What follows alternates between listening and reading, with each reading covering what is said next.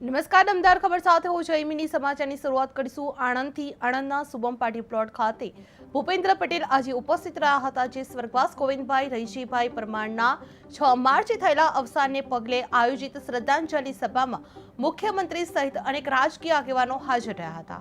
આ પ્રસંગે કેબિનેટ મંત્રી રમણભાઈ સોલંકી, રાજ્યકક્ષા મંત્રી કમલેશભાઈ પટેલ, સંજયસિંહ મહેડા, વિરોધ પક્ષના નેતા અમિત ચાવડા સહિત વિવિધ રાજકીય પક્ષોના આગેવાનો અને મોટી સંખ્યામાં કાર્યકરો ખાસ ઉપસ્થિત રહ્યા હતા। સ્વર્ગવાસ ગોવિંદભાઈ પરમારને ભાવભીની શ્રદ્ધાંજલિ અર્પણ કરવામાં આવી હતી, જેમાં મુખ્યમંત્રી ભૂપેન્દ્ર પટેલ આણંદ ખાતે પહોંચી આવ્યા હતા।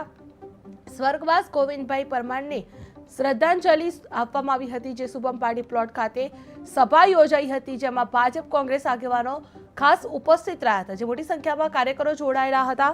જે શુભમ પાર્ટી પ્લોટ ખાતે સભાનું આયોજન કરવામાં આવ્યું હતું, જેમાં મુખ્યમંત્રી ભૂપેન્દ્ર પટેલ આણંદ ખાતે પહોંચી આવ્યા હતા, જે સ્વર્ગવાસ ગોવિંદભાઈ પરમારને શ્રદ્ધાંજલિ આપવામાં આવી હતી। જે શુભમ પાર્ટી પ્લોટ ખાતે સભા યોજાઈ હતી, જે ભાજપ કોંગ્રેસ આગેવાનો ખાસ ઉપસ્થિત રહ્યા હતા, જે મોટી સંખ્યામાં કાર્યકરો જોડાયા હતા।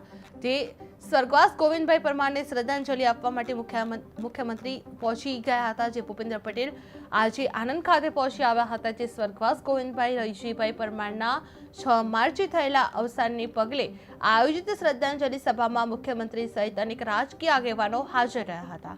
આ પ્રસંગે કેબિનેટ મંત્રી રમણભાઈ સોલંકી, રાજ્યકક્ષા મંત્રી કમલેશભાઈ પટેલ, સંજયસિંહ મહેડા, વિરોધ પક્ષના નેતા અમિત ચાવડા સહિત વિવિધ રાજકીય પક્ષોના આગેવાનો અને મોટી સંખ્યામાં કાર્યકરો ઉપસ્થિત રહ્યા હતા। જે સ્વર્ગવાસ ગોવિંદભાઈ પરમારને ભાવભીની શ્રદ્ધાંજલિ અર્પણ કરવામાં આવી હતી, જેમાં મુખ્યમંત્રી ભૂપેન્દ્ર પટેલ આણંદ ખાતે પહોંચી આવ્યા હતા, જેમાં સ્વર્ગવાસ ગોવિંદભાઈ પરમારને શ્રદ્ધાંજલિ પાઠવવામાં આવી હતી। જે શુભમ પાર્ટી પ્લોટ ખાતે આ સભા યોજાઈ હતી, જે ભાજપ કોંગ્રેસ આગેવાનો ખાસ ઉપસ્થિત રહ્યા હતા, મોટી સંખ્યામાં કાર્યકરો જોડાયા હતા।